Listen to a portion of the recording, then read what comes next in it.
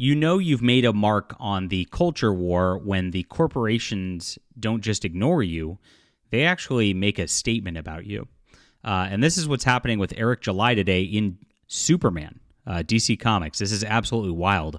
And we're going to get into this story because he's clearly triggered the heck out of this company. Now, this book is actually co-written by Joshua Williamson with a political cartoonist working with him. Joshua Williamson has been one of the few bright stars at DC Comics for a while, but they can't help themselves. Every single person at Marvel and DC is an anti-Trump, anti-Christian, hateful bigot. I'm just going to call it like it is. And that's who they hire. They litmus test for politics. You can't get in with these companies otherwise, and it shows. Anybody who even speaks out against what's going on and just goes, hey, these comics are looking kind of weird with it, with Green Lantern being gay, or Superman being gay, or Robin being gay, or Hawkgirl being gay. It's just like it doesn't stop. It's like that's all they're doing now, and no wonder they're losing customers. I mean, comic shops are closing left and right. It's a disaster. And instead of just like looking inwardly and being like, you know what, we need to write great stories, we need to be great, they instead go and attack people like Eric July. So we'll get into that news in just a moment. If you're new to the channel, my name's John Delarose. I'm a #1 best-selling author and award-winning comic creator. If you like Superman, if you like the DC universe, if you like the Bat family, I really, really, really highly implore you to grab Flying Sparks. This is my my series, which is my main superhero series right here, and it's on my web store. I'm just selling them directly to you. We don't mess around with other middlemen for comic shops or anything like that. Flying Sparks has sold, I think, more than 5,000 copies now. It's just been going gangbusters. And recently, just like this last week, YouTube's exploded. We've sold 200 books over the last week. It's been just a wonderful time. Thank you guys so much. It's been super inspiring. I've been writing a lot more this week, and there's going to be a bunch yet to come. I'd love for you to support the channel and support independent art by people who don't hate you. So check this out. That link's in my description below. I've got a Subscribe Star also. That's my main dream. I have a dream, which is to just create comics through Subscribe Star and just have a monthly thing going through memberships. We're working on some great books right now. The more people get on, the more we can do. It's really just something that as we build and build steam, all we need is like 300 people at like $3 a month, and we can create comics forever. We don't need DC Comics anymore. It's great. So please get on there too, or become a channel member, whatever way support seems good to you. And I appreciate you guys for being there. Thanks so much. Any questions about the books, please leave a comment, and I'll do my best to answer too. So what's happening today is this was actually shown in Bleeding Cool. There's a woke comic book, like usual, and it's an anti-Trump rant in Superman again. Perry White, who's part of the Daily Planet, he's the editor-in-chief there forever in Superman, is mayor now, and he's polling very badly because of bad things that are happening. In DC Comics, I don't know. I'm not paying attention to most of it. I try not to buy DC Comics. I just see stuff like this. And he's got an election up against this fellow right here, Garen Blake for mayor. Garen Blake, Donald Trump. It's almost like okay, let's make it a very obvious thing. Aliens for deportation.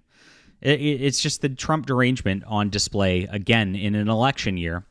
And they're just flipping out all over again. It's like 2016 all over again. They're just freaking out. Everything's an anti-Trump thing. You're going to hand that guy a mandate, and he's bad. And he's just trying to do the right thing, like good old Joe. It's like, it's so cringy. Nobody wants to read this. Nobody wants to read this. There's a reason DC Comics that Eric July is making millions on his books. There's a reason DC Comics that people are increasingly turning to indies. It's just like, this is so cringy and bad. Like, why would you do this? Like, and Joshua Williamson's usually an okay writer. It's just like they can't help themselves. And here it is. He's up there with a hard hat, showing he's one of the people. Those white chuds, those workers. Ugh, we despise those. We're artistic types at DC Comics. We welcome Superman to our world, and before you know it, we got a city full of Zarnians. How many other aliens are still out there looking for a house, looking until they find yours?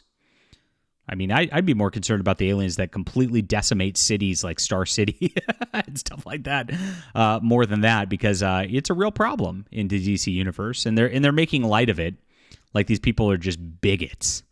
I don't know. I mean, I live in the San Francisco Bay Area, and I'm pretty close to Oakland. And if you don't know Oakland, California, it's been overrun, and there's one group that has overrun that city.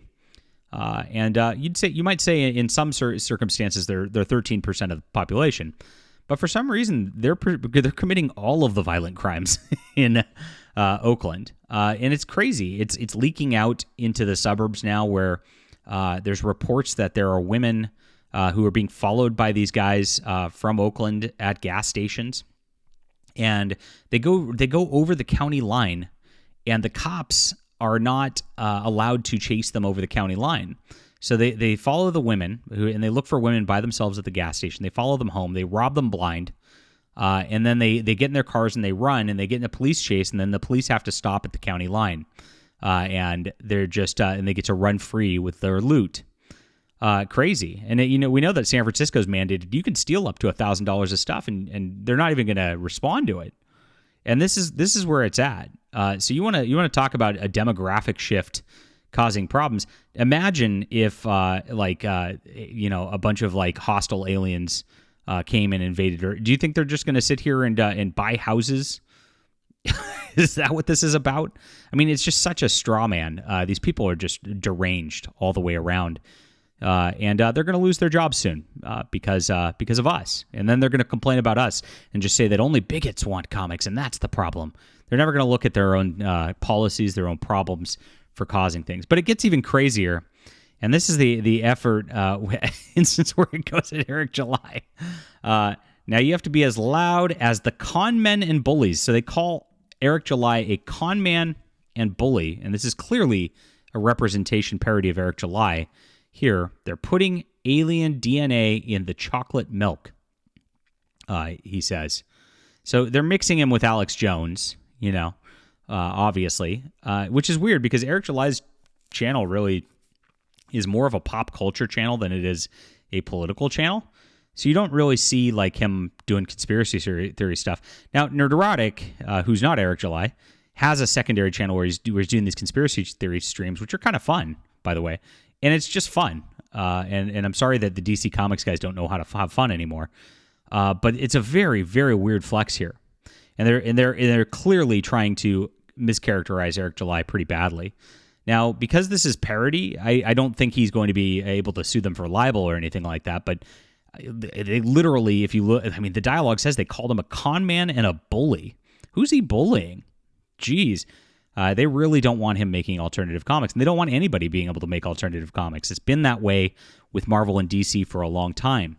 Scott Snyder, who is a DC comic guy, made a post the other day saying, "Hey, it's just there's a perception that in Marvel and DC we fight each other and all that, but we're all the same people. We want each other to succeed." And that was a kind of a mask-off moment that nobody reported on because they are the same people. It's one whisper network. And if you disagree with them, you want to talk about bullies, they'll bully you into suicide. That's what these people do, rather than allow somebody to have anything different in their industry. And that's what they want. That's what they want for all of us. They want us dead. They want the fandom dead. And they want their own little political fiefdoms. It's clear on display. This is a Superman book. What the hell are they doing? Absolutely crazy stuff. Now, not many people get to be mentioned in comics, very, very few. And that's how I know that Eric July is making a big dent in what they're doing here. You don't see a lot otherwise. I saw Vox Day got a mention as a villain a couple years back. And then I got into a comic myself, too. This came from Dynamite Comics. I didn't get into Superman. Eric's got me one up. Dynamite Comics made a comic back in the day. And if you look at it, they made alien dialogue. I almost forgot about this until Eric brought up his deal today. It says, John Delarose is a never was fat piece of shit who blames everyone but himself for his ineptness. Okay.